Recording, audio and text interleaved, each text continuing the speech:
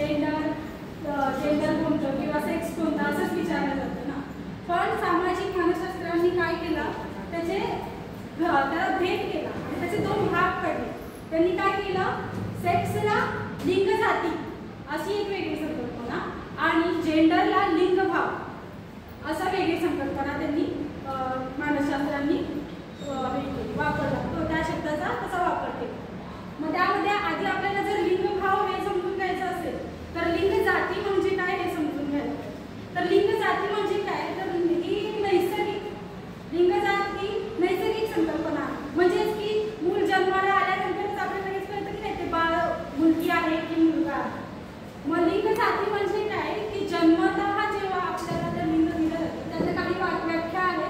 आपण त्यातली एखादी पाहूया की लिंग जाती म्हणजे एखाद्या व्यक्तीच्या लिंग जाती संबंधित असणाऱ्या सर्व बाबी ज्या एखाद्या संस्कृतीमधील पुरुष अथवा स्त्री असणाऱ्या बाबीला परिभाषित करतात त्यांना लिंग जाती म्हणतात.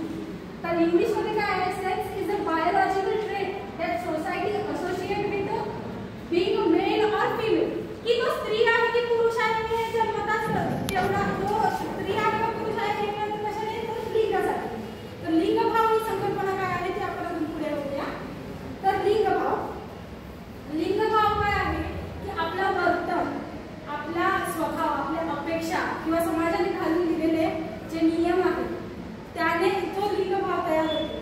त्याला लिंगभाव म्हणजे जेंडर असे म्हणतात.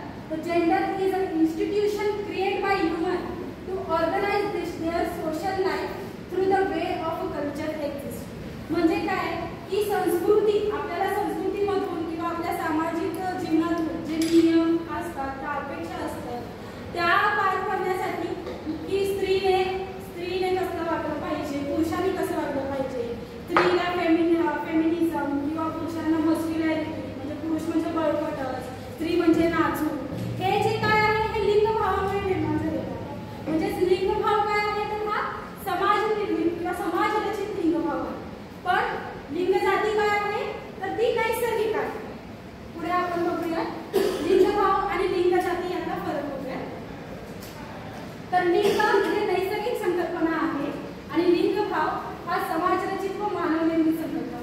लिंगामध्ये काय होतं, लिंगामध्ये की त्यांना गुणसूत्र, आता आपण सायन्समध्ये सगळ्यांनीच कळलेलं आहे, गुणसूत्र आणि हॉर्मोन्स यांच्या आधारित लिंग ठरवलं जातं. पण लिंगभाव जो आहे तो परंपरा, नियम, अपेक्षा व जे आपण मूल्यांचं पालन करतो त्या आधारावरती लिंगभाव ठरवतो. आणि लिंग हे नैसर्गिक आणि अपरिवर्तनीय आहे. लिंग फक्त काय की अतिशय कठीण वैद्यकीय शस्त्रक्रिया केल्या तरच ते बदलू शकते. पण लिंगभाव काय आहे तर तो स्थळ, काळ व समाज यांच्या संस्कृतीनुसार त्याचा बदल होऊ शकतो. म्हणजेच काय, पूर्वी संस्कृती कशी होती की स्त्रियांना बाहेर जास्त जाऊ दिलं जात नव्हतं. आता असं आहे का, स्त्री पुरुष जवळजवळ समानतेमध्ये आलेले आहेत. म्हणजे संस्कृतीनुसार लिंगभावाचं स्वरूप पण बदलत जातं. जैविक कार्यप्रणालीवर लिंग हे परिणाम लिंगभाव करतात. लिंग ही सापेक्ष संकल्पना आहे आणि म्हणजेच काय, लिंग मर्यादित आहे तेवढीच. पण लिंगभाव हा निरपेक्ष संकल्पना आहे. ती प्रत्येक काळानुसार, वेळेनुसार, त्यांच्या नियमानुसार, वर्तनानुसार, प्रत्येक व्यक्तीच्या वर्तनानुसार बदलू शकते. मग लिंगमध्ये मेल आणि फिमेल येईल का तर नाही.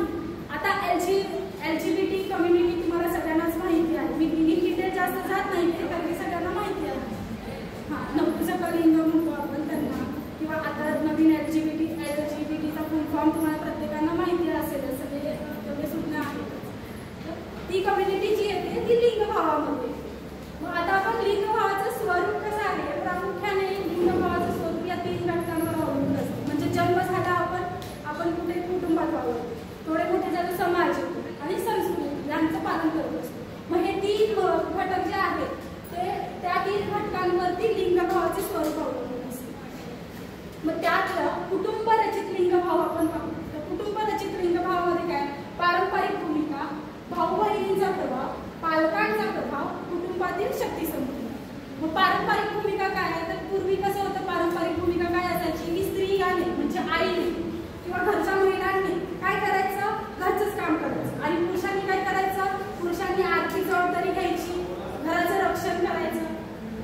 कधी पूर्वी होतो. मग कुटुंबाचे लिंगभाव हे असं होतं. नेक्स्ट बघूया आपण.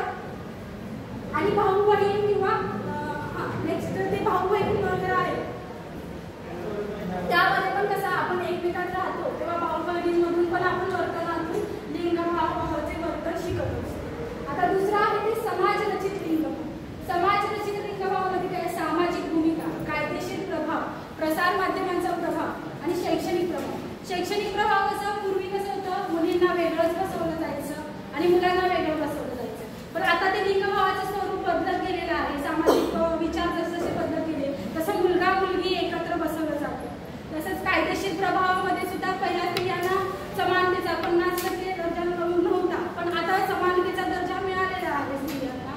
तसंच प्रसार माध्यमातून कसं आहे पूर्वी ॲडमध्ये किंवा म्हणजे ॲडव्हर्टाइजमेंटमध्ये कसं दाखवायचं की महिला जी आहे ती घरकामच करते किंवा वॉशिंग मशीन, डिशवॉशर किंवा काही असे असतील त्याच ॲडमध्ये महिलांचं नसायचं.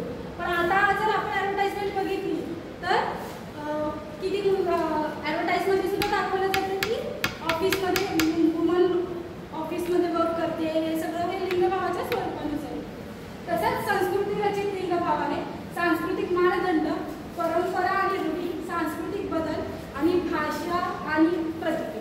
म्हणजे आपल्या परंपरा, रूढी, सांस्कृतिक जे काही मूल्य असतील त्यावर लिंगभाव आधारित असतो. अशा प्रकारे